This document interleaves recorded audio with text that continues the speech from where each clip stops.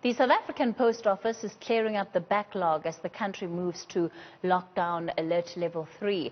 Postal services were impacted by the countrywide lockdown. The service has also been dealing with the servicing of social grant beneficiaries. Let's discuss the impact of COVID-19. We're joined by Ivumile Nongogo, who is the Post Office's Group Acting CEO. Good evening and thank you so much for your time. So firstly, on the one hand, of course, some of your entities have been closed, but on the other, you've also been working hard in as far as the payment of the SASSA grants is concerned. So when we talk about a backlog, in which sectors would you say of your business that exists in? Good evening, Kathy. The backlog in this case, we refer to the backlog of mail or letter mail post, which would include both international mail and local mail. Under the previous dispensation, that is level 5, and now under level 4, we were unable to undertake mail letter services for the country. And as a consequence, we have built up a backlog.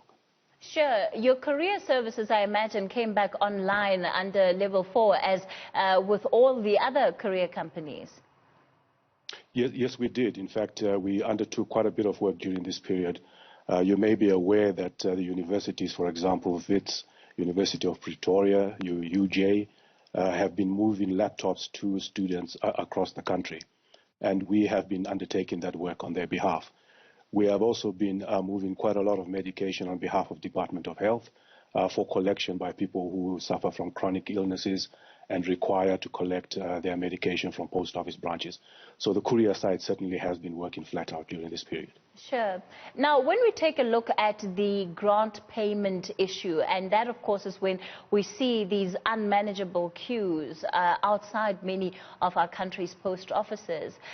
In terms of the thinking around how you could alleviate that pressure, what are some of the solutions that you've been able to come up with?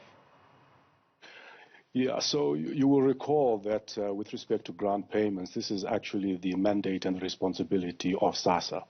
And we normally stand guided by SASSA, but of course we do assist in thinking through some of the issues that need to be undertaken to manage the queues, as you say.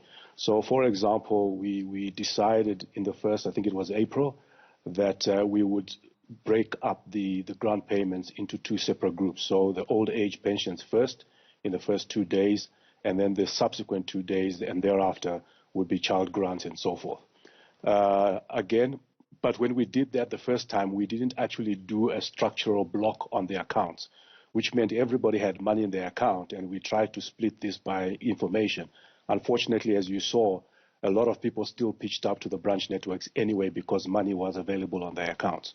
So in May, again, together with SASSA, what we then tried to do was actually block the accounts. So only the accounts for the old-aged would be able to be open the first 2 days. And so if you are not an old-age pensioner, if you went to the bank or the ATM, you'd find that there's actually no money on your account.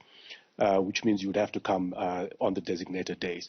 That did help a little bit, but again, I suppose with COVID and the pressure that people are under without sufficient resources, there was still a lot of queuing at the post office and us having to explain the new system. The new system will still apply on the 1st of June for the next payment cycle, and we are hoping that with the experiences of last month, people would have understood how the system works, and therefore, hopefully, the queues will be a little bit shorter. But we still encourage people as much as possible. There are many other platforms they can collect their money, not just the branch. There's ATMs, there's retailers, and they can swipe their cards whenever they need to make purchases.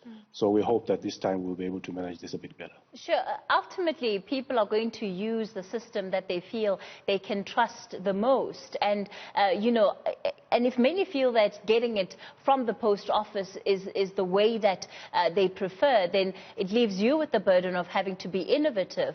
I wonder then, when it comes again to the issue of trying to manage those queues, what the possibility of creating more outlets where people can physically come and collect their money, if that's possible, because that's been one of the suggestions coming from some of the clients that you serve.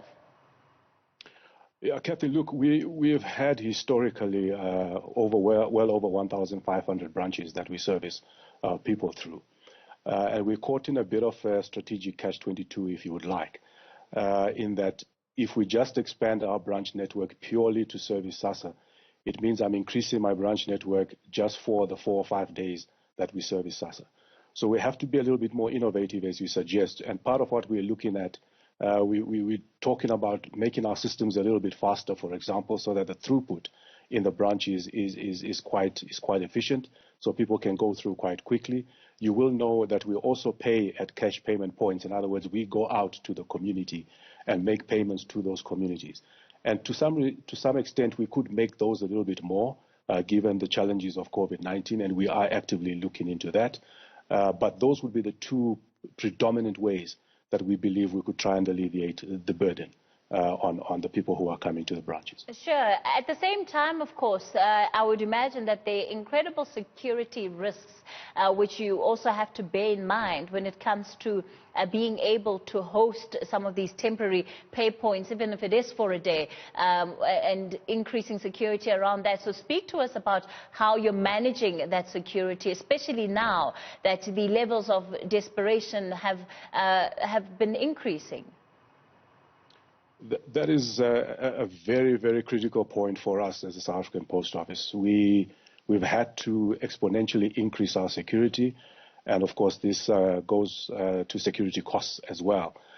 We've had to upgrade quite a lot of our branches to ensure that they're safe enough. When we started this process, we had a huge increase in burglaries, in robberies. We've even had our branch managers being abducted from their homes and marched to branch networks to try and open the branches for the thieves to access the funds. So it does present a serious challenge as far as security is concerned. But we are working with seasoned security personnel and companies, and we are always in constant communication with the SAPs and crime intelligence. We are part of the net JOCs and the regional JOCs. These are the joint operation committees that look at the prevalence of this kind of crime. I think it is understood by everybody that the payment of SASSA grants is a national imperative, and so we try as best as we can to ensure that we safeguard that money. But it's also not just about safeguarding the money; it's about safeguarding the lives and of our branch people, because they are at the brunt of this when the robberies do occur. So it is quite a large operation, and to the extent that we try and minimize and mitigate against this, we do try. Unfortunately, I can't share all the minor details, as you can appreciate. Sure. Let's lastly talk about then again this backlog and how long it's going to take to clear it. Of course, in recent years, your organization hasn't necessarily had the best rep when it comes to speedy deliveries. So for those who are waiting for mail, how long should they expect to wait for? Kathy, we're looking at a period of about 3 weeks at the most. And this is largely because under the regulations at the moment, we are only allowed to work with a third of the workforce at any given time. But we have instituted shifts so that we try and expedite the process. So we're looking at a maximum of about 3 weeks for mail that was sitting in the mail centers. But at the same time, we'll be expediting new mail as it comes in so that we don't exacerbate the backlog. So about 3 weeks we're looking at.